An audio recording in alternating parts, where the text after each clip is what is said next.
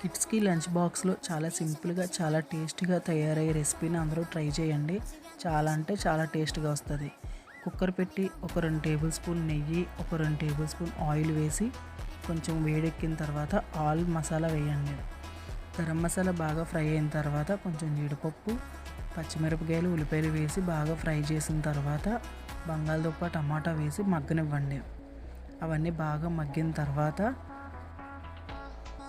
కొంచెం meal maker, కొంచెం అల్లం వెల్లుల్లి పేస్టు, కొంచెం గరం మసాలా వేసి అవి పచ్చివాసన పోయే వరకు బాగా ఫ్రై చేయాలి.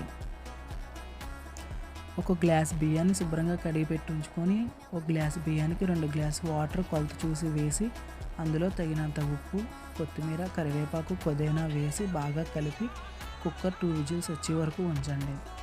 అంతే, చాలా సింపుల్గా 10 మినిట్స్లో తయారైపోద్ది. కిడ్స్ కూడా చాలా అంటే చాలా ఇష్టంగా తింటారు.